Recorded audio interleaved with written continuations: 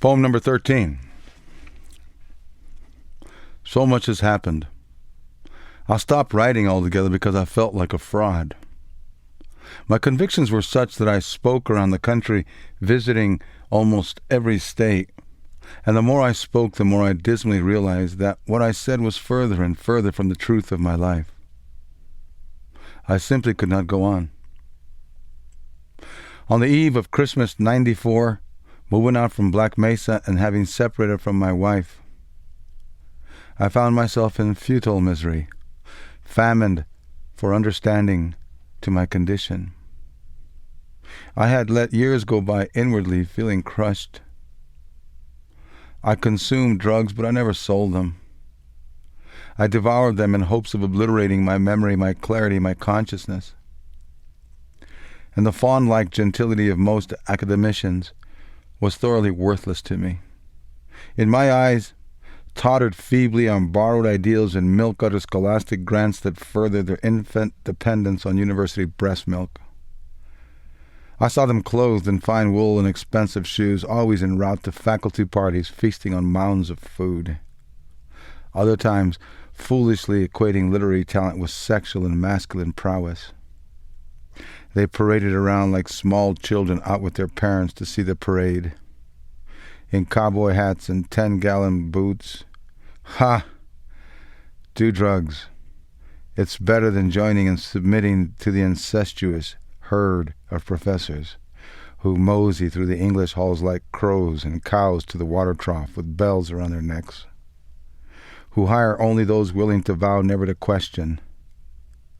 Simply mimics, each tenured toad fermenting poems and journals so stagnant and ridiculous as to render even the most severe insomniac asleep for 100 years. I became cynical, fraught with brooding trauma and contempt for myself and for people. I wanted only darkness. I wanted total silence. I didn't want anybody next to me. I was the owl with one eye, off balance, half alive, the very essence of my life broken and crushed by my own inability to counterattack the oppressive hypocrisy of society. I drove myself in the opposite direction than where society was headed. After years of self-conflict, years of battering myself against the wall of ethics, forcibly gaining entry into those aspects of destruction that would most facilitate my demise, after years of debasing myself and allying myself with the worst society could produce, finally, and it took years to come back, but finally, I walked away one morning while the crows were in the cedars cawing, and the most of my dear friends had died horrible related deaths. While the sun shone bright on the ground in a dim, glimmering hope, I remembered my own vision. And I walked away from all of it. Then, climbing the most insurmountable peaks of loneliness and self-doubt, and reteaching myself the virtue of good living, and honesty and love and hope, and to dream above all, to dream of a better place to exist, to dream of a better man to dream.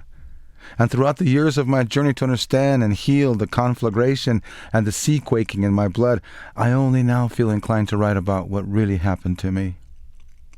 A serious attempt at defining the age's disease, one of which has taken the best of our poets.